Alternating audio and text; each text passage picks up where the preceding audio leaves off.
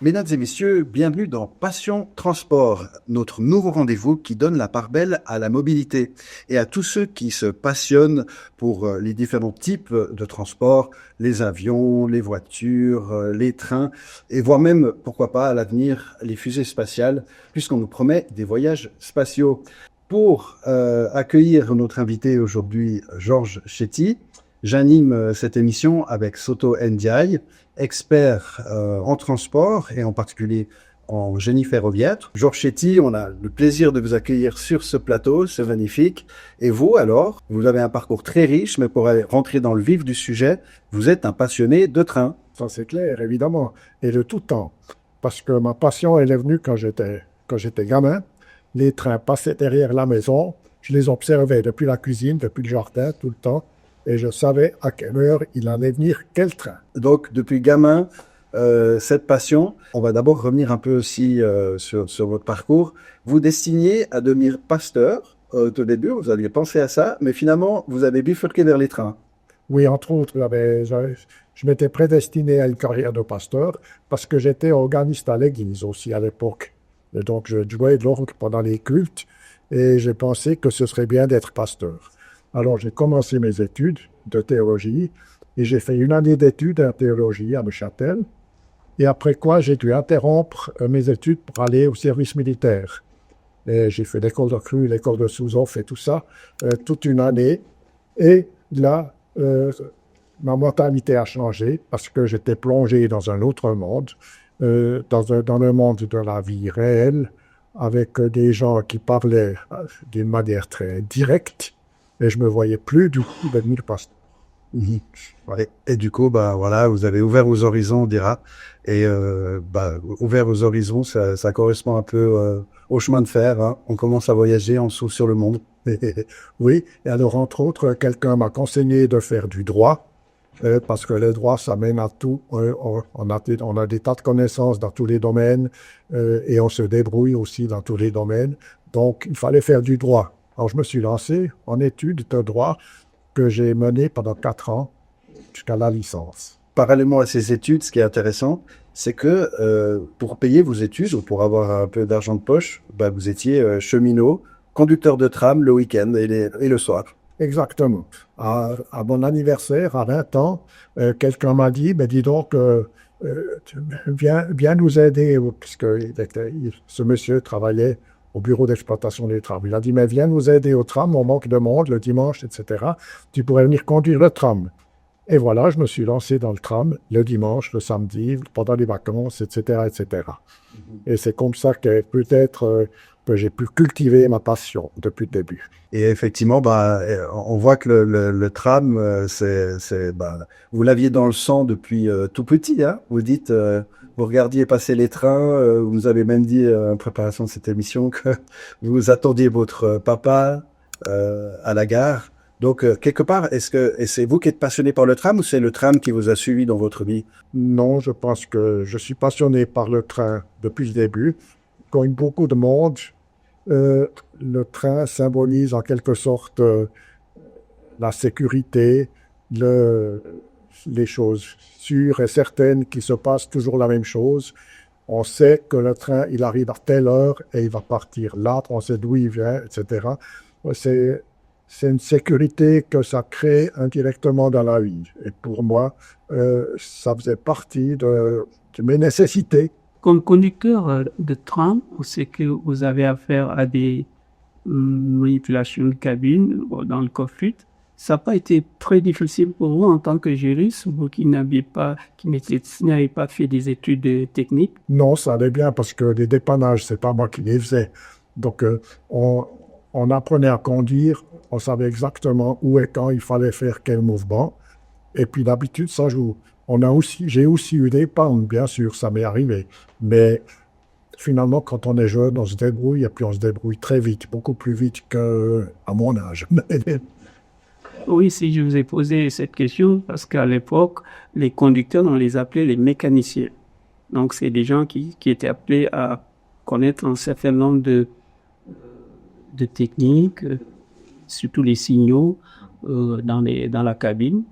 Puis aussi, en cas de panne, prendre certaines prédispositions avant d'appeler l'équipe de secours. Voilà, c'est juste. Alors là, j'aimerais faire la différence peut-être entre le tram et le train. Parce que le tram, c'est quelque chose qui est très urbain, qui circule normalement sur la route.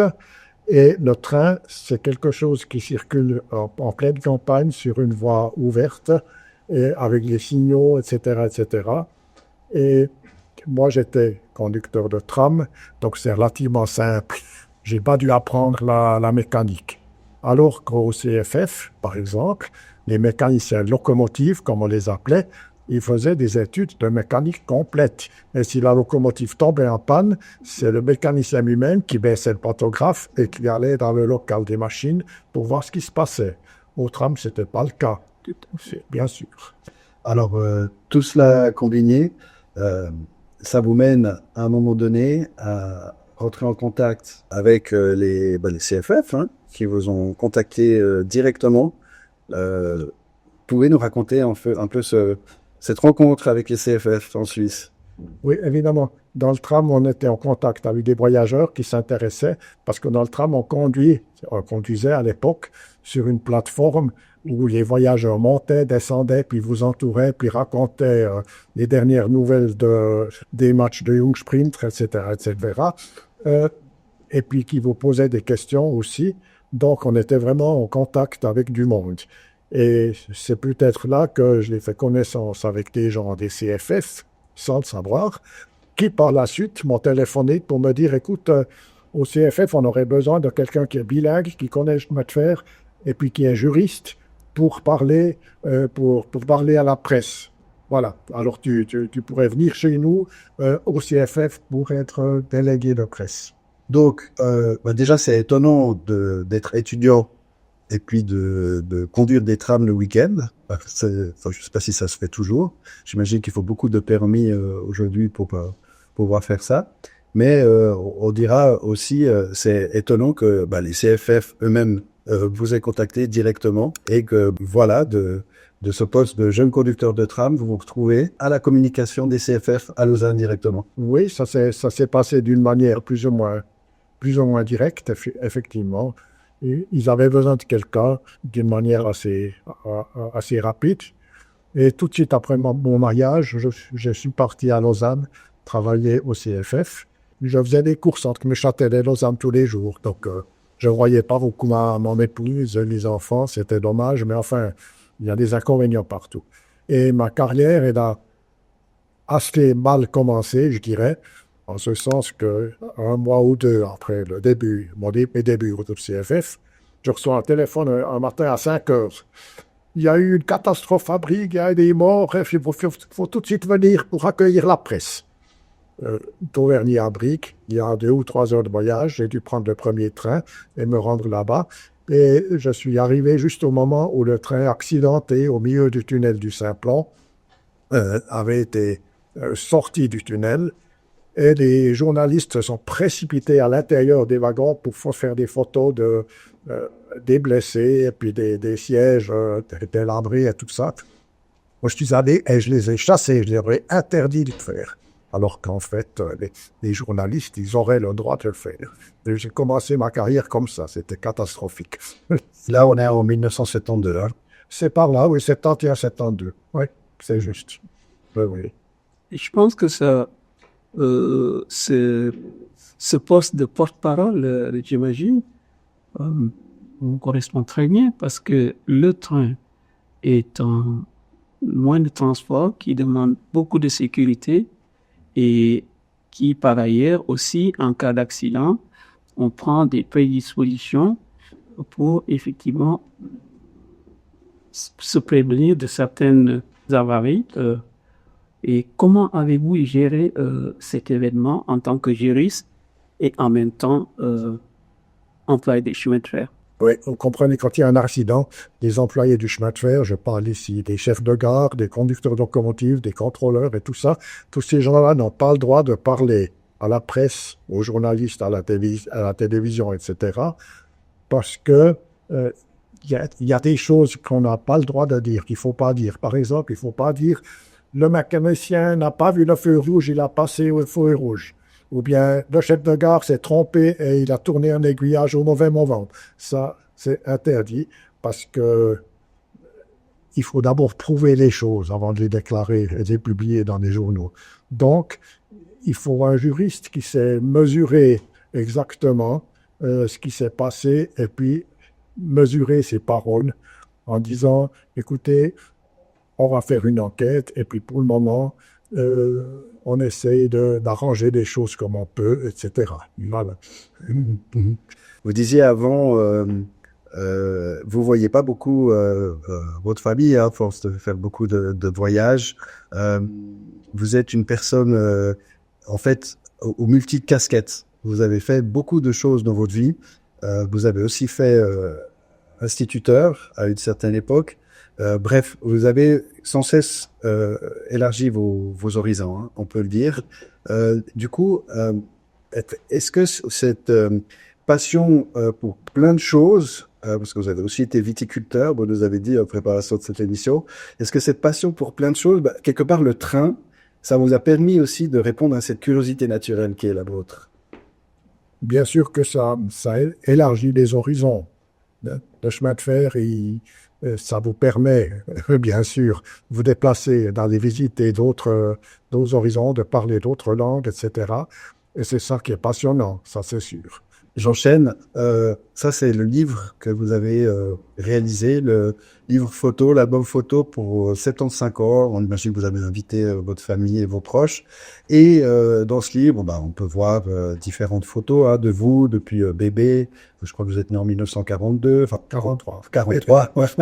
Donc, on vous voit bébé, on vous voit plein de moments de votre vie. C'est passionnant de le consulter, c'est magnifique. Mais à la fin de ce livre, on peut voir aussi, on peut lire cette phrase. Vous dédiez ce livre à mes parents, mon épouse, ma famille, mes amis, mes collègues, la nature, la musique, le chant. Vous êtes chanteur. Et vous concluez aussi, et le chemin de fer. Tous se sont alliés pour m'offrir 75 ans de vrai bonheur. Alors, merci. C'est intéressant. Donc, vous, vraiment, on sent cette passion du chemin de fer chez vous. Vous avez votre famille, vous avez vos proches, l'art et le chemin de fer. C'est vrai que le chemin de fer a été entré dans ma vie, ça c'est sûr, quoi. Oui, et ça m'a guidé un petit peu tout ce temps. Mais c'est vrai que entre-temps, j'ai enseigné dans mon village, parce que je faisais partie des autorités, d'abord à Auvergnat, et ensuite, quand il est venu l'époque où il fallait remplacer un instituteur et que la commission scolaire avait de la peine à trouver quelqu'un, je me suis dit, mais je pourrais essayer. Bien sûr, le salaire par rapport au salaire des chemins de fer était divisé par 2. Mais du moment que je ne devais plus me déplacer pour aller exercer mon métier, je me suis dit, je me débrouillerai. Vous pouviez être plus proche de votre famille, quoi, par rapport à ces transports à Lausanne. J'ai pu vivre à fond la vie dans un village, avec les copains, les apéros, des discussions dans la rue, etc., des rencontres. C'était merveilleux. Je connaissais des enfants de ma classe, bien sûr. Je connaissais leurs parents depuis d'être déjà 40 ou 50 ans. Donc, tout le monde se connaissait, c'était merveilleux. Je pense que dans ma vie, ça a été une étape vraiment cruciale. Mais, au bout de 7 ans d'enseignement, malgré tout, il est venu un téléphone des CFF à Berne cette fois, qui me disait « On a besoin de quelqu'un qui parle le français et l'allemand, et puis qui connaît bien le chemin de fer, et qui est juriste. Il faut absolument venir au service de presse maintenant pour les relations publiques. » J'ai beaucoup hésité. Il est venu 2 téléphones, 3 téléphones. On m'a téléphoné même en classe, à l'école, etc. Et finalement, je me suis dit, bon, pourquoi pas? Essayons. Et voilà, je suis retourné au chemin de fer. Je suis retourné cette fois-ci à Berne. Et là, je me suis occupé des relations publiques, surtout en français, quand il y a des téléphones, mais aussi des relations publiques avec la jeunesse. Puisque j'avais été instituteur, les CFF, mes patrons surtout, ont trouvé que c'était l'occasion de développer nos relations avec les enfants. Le Junior Club. Oui. Entre autres, oui. Alors, je me suis occupé des conférenciers scolaires. Les conférenciers scolaires, c'était des cheminots, des mécaniciens de locomotive, des chefs de gare, des contrôleurs, qui pendant leur temps libre, allaient parler du chemin de fer dans les écoles, dans les classes d'école. Alors, je me suis occupé de cette catégorie de personnes qui travaillaient bénévolement pendant leur loisir. Et j'ai eu l'occasion aussi de développer le Junior Club des CFF entre 1987, par là, jusqu'en 2001. C'était un club de jeunes qui a eu beaucoup de succès parce qu'on crée une revue qui était destinée aux enfants, qui était imprimée 2 fois par année, mais qui était expédiée personnellement à nos membres. Pour les enfants qui avaient de 7 à 16 ans, c'était merveilleux de recevoir régulièrement un courrier qui leur était adressé. Et il y avait là-dedans des articles qui leur plaisaient, qui les intéressaient, etc., etc. Et puis, 1 fois par année, on organisait dans toutes les régions du pays une manifestation, une invitation, enfin, une fête, quelque chose où les enfants pouvaient venir avec leurs parents. Et c'était merveilleux. Et je rebondis effectivement sur le côté ferroviaire qui a connu des succès. En préparation de cette émission, on parlait effectivement du déclin. On sait que le ferroviaire a eu du succès à la naissance de la révolution industrielle, puis a connu un peu la chute et qui revient en force. Quel est votre point de vue sur les 10 prochaines années en ce qui concerne le transport ferroviaire? Alors, les 10 prochaines années, je pense que les transports ferroviaires vont se développer. Déjà, au niveau de l'environnement, le train est une manière de transport qui utilise le moins d'énergie par rapport aux autres. C'est aussi le moyen de transport efficace qui utilise peu de place. Tout ça comparé, par exemple, à la place que prennent les autoroutes, que prennent des parkings pour voitures, etc. Ce qui ne veut pas dire que je suis contre la voiture, j'en ai aussi une, et elle me rend service. Mais il faut l'utiliser à bon escient, pas dans n'importe quelle occasion. Voilà. Et je pense que ça se développera de plus en plus parce qu'on est aussi un pays où la population est dense et elle va augmenter encore. Et si tout le monde se déplace avec sa voiture privée, une personne dans une voiture de 5 places, si possible, le plus gros possible pour taper à l'œil, je pense que c'est mauvais tournant. Le chemin de fer, il a un bel avenir devant lui. Il va se développer encore. Ça fait une bonne transition et effectivement, on pourrait parler de la transition écologique. Quel rôle pourrait jouer le train par rapport à cette approche de la réduction de l'empreinte carbone? Comme vous l'évoquiez tout à l'heure, on sait que c'est le transport le moins polluant, mais qui reste encore de loin le moins utilisé. Et si on compare, par exemple, par rapport au transport individuel motorisé, en l'occurrence la voiture. Évidemment, il est peut-être moins utilisé que la voiture, parce que la voiture, c'est synonyme d'indépendance. On part quand on veut, on va où on veut, et puis on peut faire comme on le désire. Des transports publics, il faut respecter un horaire. Mais en Suisse, on a une chance folle, parce que c'est le pays où l'horaire, la desserte des régions est le plus développé. Et puis l'horaire, on a passé donc à l'horaire cadencé avec en tout cas un train toutes les heures sur chaque ligne il y a maintenant 20 ou 30 ans. On a passé à ce système-là. Et maintenant, gentiment, on passe à la desservance à la demi-heure. Et dans les banlieues des villes, on passe à la desservance au quart d'heure. Et tout ça, ça va aider à encourager les gens à venir à la gare et utiliser le train. L'autre élément aussi, c'est le développement des quais de gare et puis des installations pour les personnes à mobilité réduite, que ce soit des personnes qui ont de la peine à marcher, que ce soit des invalides, en facilitant l'accès au train. Et je pense que ça aussi, ça va beaucoup aider au développement du chemin de fer. On sent que vraiment vous parlez du train avec passion. Alors au début, vous deviez parler du train aux enfants, hein, pour venir au Junior Club, vous deviez un peu les passionner pour le train. Ça a pris une ampleur incroyable parce que vous étiez à Berne, vous étiez chargé de la communication, mais vous étiez dans le Junior Club. Il faut s'imaginer quand même, vous gériez 120 000 membres. c'est pas rien, 120 000 bornes à travers la Suisse, parce que, bah oui, la Suisse est un pays du train. Et du coup, vraiment, vous avez voyagé, on imagine, dans toute la Suisse, à rencontrer plein de gens passionnés. Qu'est-ce que ça vous a apporté, cette expérience, aussi de vivre cette passion du train au jour le jour? Oui, c'était merveilleux de pouvoir bien vivre et surtout transmettre cette passion du train. Parce que, il faut dire, les enfants, ils ont peut-être pas l'habitude de connaître le train. Du moment que les parents possèdent une voiture, on va se promener en voiture le dimanche, on va à la plage avec l'auto, on va à la montagne avec l'auto, etc., etc. Et puis, avec le Junior Club, on arrivait à documenter les enfants, en fait, à leur faire connaître le chemin de fer. Et ça, c'était magnifique. Ils ont découvert le chemin de fer, mais ils savaient que ça existait, puis comment ça fonctionnait. Et ça, c'est très important. Alors, c'est clair que c'est quelque chose qui coûtait assez cher au CFF. Comme vous disiez, on avait 120 000 membres, donc il avait entre 6 et 16 ans. Et puis, à 16 ans, il devait quitter le club. Ça faisait à peu près 10 000, 15 000 départs par année, mais ils étaient immédiatement remplacés par des nouveaux arrivants, des petits de 6 ans qui attendaient depuis une année ou deux de pouvoir faire partie de tout ça. Donc, ça fonctionnait bien. Mais bien sûr, ça coûte cher aussi. Un club de 120 000 membres, ça coûtait au CFF à peu près 1 million par année. 1 million par année pour 120 000 membres, c'est à peu près 7 francs ou 7 francs 50.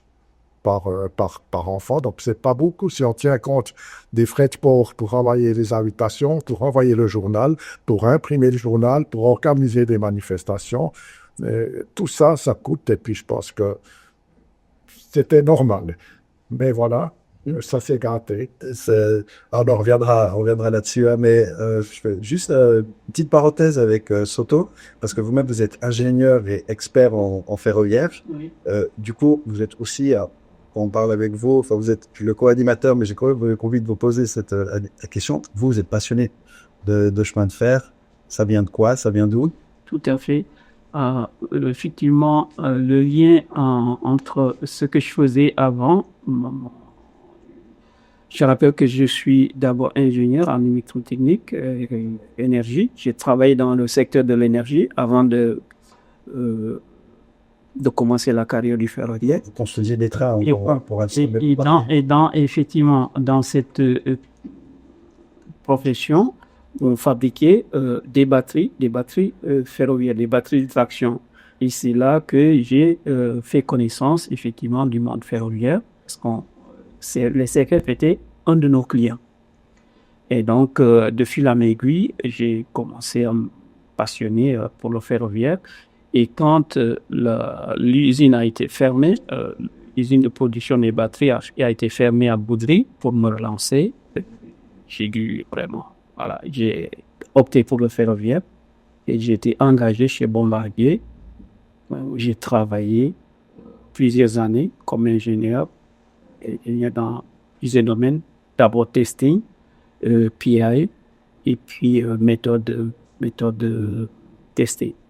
J'écrivais des procédures de test. Pour écrire des procédures de test, il faut comprendre toute l'anatomie du train, les fonctionnalités du train, les sous-systèmes, etc. Et après, j'ai été à Paris pour faire mon master spécialisé en ma thèse professionnelle. À l'école des pompes. À l'école des pompes. Pour ceux qui connaissent pas peut-être l'école des pompes, l'école d'ingénieurs, sans doute une des écoles d'ingénieurs les plus prestigieuses de France. Oui. Du coup, ouais, on est face à deux passionnés de train. Georges Chéty, vous nous disiez, vous savez quand le train arrive à l'heure, on sait quand il passe, on sait par où il passe. Ça fait partie de votre passion. Moi, j'aurais peut-être pensé que c'est voir différents paysages, découvrir le monde, mais vous aimez cette régularité, quoi. Ça correspond à votre structure.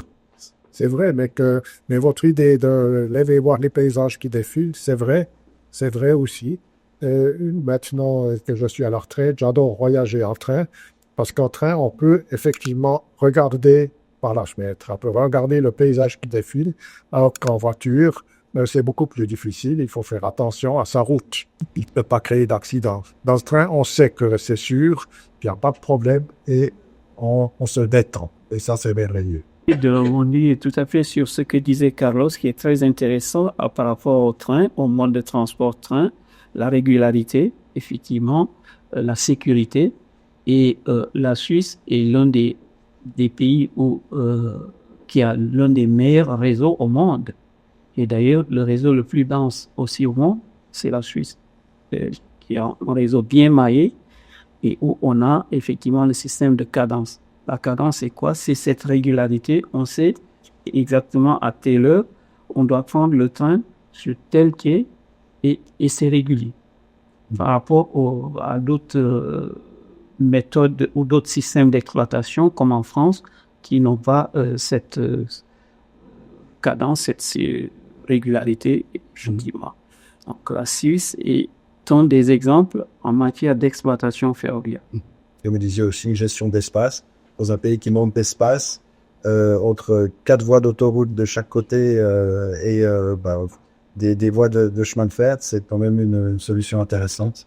Effectivement, enfin, imaginez-vous un duplex qui peut transporter, c'est-à-dire si on est en double traction, ça peut aller jusqu'à environ 1000 voyageurs, à peu près. Et donc, ce qui constitue combien de bus, si on va comparaison. Donc, le train consomme moins d'espace et en matière de transport voyageurs, c'est celui qui peut apporter plus de voyageurs par rapport au train ou par rapport à l'avion, etc. Et il pollue moins. On continue sur votre parcours. Donc, au CFF, si je résume rapidement, on recoupe le budget, on vous dit que vous devez faire du bénéfice avec le Juniors Club, donc ce club qui doit faire découvrir les chemins de fer aux enfants. Vous-même, vous claquez la porte alors à 59 ans, à quelques années de la retraite des CFF, ça vous a pas plu, cette notion de bénéfice pour les Juniors Club. Du coup, vous claquez la porte et vous revenez dans le canton de Neuchâtel immédiatement et votre aventure avec les chemins de fer continue à Neuchâtel cette fois. Oui, bien sûr. Mais évidemment, quand les nouveaux patrons des CFF sont venus me dire que le Junior Club, ça coûte trop cher, maintenant il faut que ça rapporte de l'argent, j'ai répondu, écoutez, non. En tant qu'ancien instituteur, je peux vous dire que les enfants ne sont pas des vaches à lait. Voilà. Et on veut intéresser des enfants au CFF, leur faire découvrir le plaisir de voyager en train, et puis c'est des dépenses qui sont, je pense, raisonnables. Voilà. Alors, si maintenant vous voulez qu'on gagne de l'argent là-dessus, moi, je ne suis pas d'accord. Les enfants ne sont pas des vaches à lait, et je passe. Vous faites ça sans moi. Merci. Voilà. Et vous revenez dans le canton de Neuchâtel, retour aux sources. Eh bien oui, je suis revenu dans le canton de Neuchâtel à 59 ans, et quand j'avais encore suffisamment d'énergie pour faire quelque chose encore, je suis allé le lendemain visiter le directeur des transports à Neuchâtel, des trams, et il m'a dit, dis donc, en 2002, donc dans quelques mois, c'est Expo 02 qui commence. Est-ce que par hasard, vous aurez besoin de monde? Et on m'a répondu, oui, bien sûr, mais viens. Voilà, et le lendemain, j'étais engagé au TN, non pas comme employé régulier, mais comme surnuméraire, à temps partiel. Et faut conduire des trains. Et j'ai pu, entre autres, conduire les trams pendant l'expo. Voilà, et puis organiser des courses spéciales, etc., etc. Et pour moi, cette année d'expo de 2002, elle n'a pas duré une année, mais elle a duré quelque chose, 14 ou 15 ans. Et alors, 15 ans de passion dans ce livre, pour votre anniversaire des 75 ans, on vous voit même en train de conduire, tirer un cheval dans les rues de Neuchâtel. Donc à l'époque, les trams étaient partout dans la ville de Neuchâtel, ça allait jusqu'à Saint-Blaise, Marin, Creuseux. Et il y avait même des chevaux qui tiraient les trams dans les rues de Neuchâtel. C'est incroyable. Oui, ça c'est historique. Là, le tram à cheval, il a été créé en 1894 entre Neuchâtel et Saint-Blaise, et c'était avant l'électricité, avant l'arrivée de l'électricité en ville de Neuchâtel. Et en ville de Neuchâtel, l'électricité est venue 3 ans plus tard, en 1897, et le tram a déjà été électrifié. Mais évidemment, ces trams à cheval qui étaient tout jeunes, qui avaient que 3 ans, ces voitures, elles ont été conservées et elles ont été utilisées par les trams électriques par la suite. Voilà, c'est pourquoi et il en existait encore une en 1976, quand on a supprimé les trams dans le centre de Neuchâtel. Et l'association neuchâteloise des Amis du Tramway, quand j'étais l'un des fondateurs, a fait circuler cette voiture avec un cheval devant, même 2 chevaux, et on se promenait à la rue du Seignon le samedi, le dimanche. Car le plus. Et c'est ce qu'on appelle la traction hippomobile qui a précédé d'ailleurs la traction électrique. Pour la petite histoire, effectivement, il y avait des compagnies de transport ferroviaire à Paris qui avaient utilisé effectivement la traction hippomobile avant qu'on connaisse la traction électrique. Et tout ça toujours sur des rails, Oui, sur des des rails. roues métalliques. Sur des rails, mais à l'époque, c'était des rails métriques.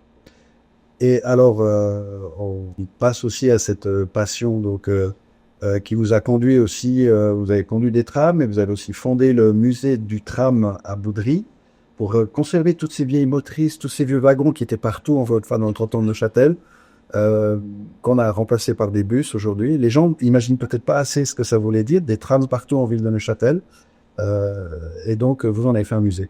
Oui, en 1976, donc quand on a supprimé le tram dans les rues de Neuchâtel, il s'est fondé une petite association de gens qui se connaissaient et qui trouvaient que c'était dommage de perdre ce patrimoine, ces voitures historiques. Donc, on a décidé de conserver quelques-unes et de mettre à l'abri quelque part. Voilà. Et peu à peu, on a eu la peine à héberger ces voitures. Il a fallu les débarrasser et on s'est rendu compte qu'il était nécessaire de créer nous-mêmes notre hangar de tram. Et créer un hangar de tram, c'est beaucoup de dépenses pour quoi faire? Pour peu de choses. Hein?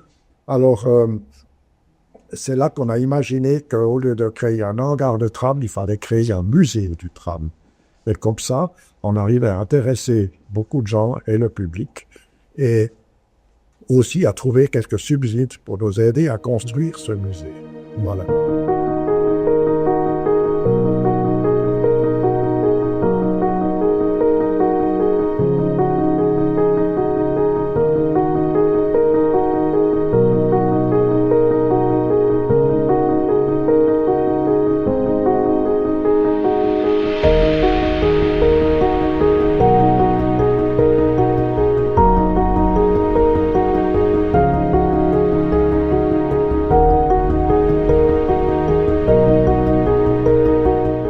Découvre en images ce musée, magnifique musée.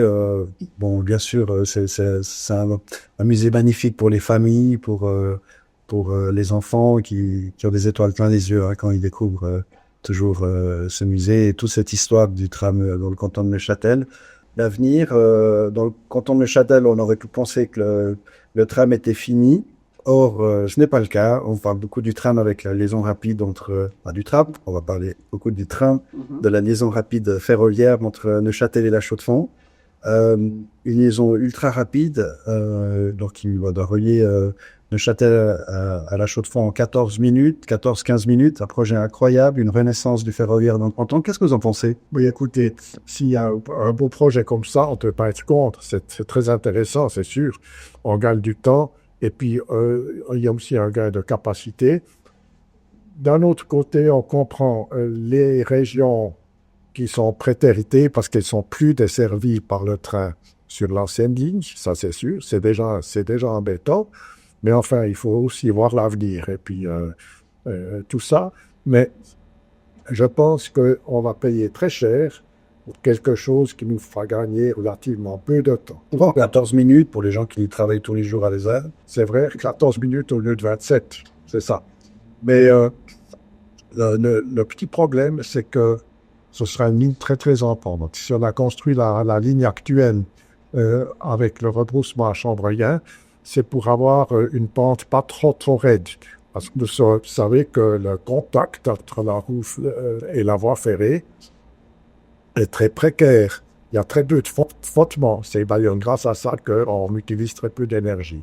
Ce qui veut dire aussi que si on la voie mouillée ou quand elle est grasse, ça patine très très vite. Et puis surtout, ça peut être dangereux au freinage. Alors, les lignes très en pente en Suisse, elles sont limitées point de vue vitesse, bien sûr, pour assurer quand même un freinage plus ou moins efficace. Et il y a une seule ligne en Suisse, une seule ligne de chemin de fer à voie normale, à 50 pour 1000. C'est entre Astigotau, au bord du lac de Zug, et Rapperswil, au nord du lac de Zurich, en passant par la montagne. Et cette ligne à 50 pour 1000, la vitesse limitée des trains est à 70 à l'heure. Et la ligne nouvelle, Neuchâtel-La Chaux-de-Fonds, on veut aussi faire une ligne de même pente, de 50 pour 1000. Mais on veut rouler à 140 à l'heure à la montée et à 110 à l'heure à la descente. Alors ça, c'est un petit peu embêtant parce qu'on n'a pas d'expérience dans ce domaine.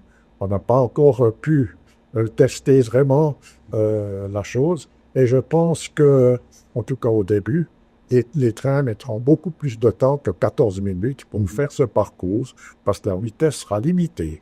Même avec la nouvelle technologie, même avec des moteurs plus puissants pour monter, et même avec le freinage électromagnétique à la descente, on sera obligé de prendre une précaution. Un défi d'ingénieur, on imagine, Santo Ndiaye, un sacré défi d'ingénieur. Une séquence très très sacrée qui est défi. Comme le disait tout à l'heure Georges, c'est vrai que la déclivité est très importante et que, bon, j'imagine que oui, de jour en jour, on découvre des choses fantastiques dans le ferroviaire et je pense que rien n'est impossible en ingénierie. Alors, ça nous donne un bon point de conclusion. Merci beaucoup, Georges Chetty, d'être venu sur ce plateau. Merci aussi, Santo Ndiaye, pour cette expertise d'ingénieur sur les trains. C'est passionnant. Visiblement, les trains, on n'a jamais fini d'apprendre, on n'a jamais fini d'innover. Ce canton de Neuchâtel qui va avoir ses trains à 140 km/h sur une grande pente, c'est une première mondiale, un record mondial. On se réjouit de le vivre d'ici quelques années. Vraiment, je le souhaite de tous être sur ce train. On vous remercie aussi, chers téléspectateurs, de nous avoir suivis. Et puis, on se réjouit de vous retrouver pour nos prochains rendez-vous de Passion Transport. Ce sera tout bientôt. On se réjouit de vous retrouver. Et d'ici là, on vous souhaite tout le meilleur. À tout bientôt.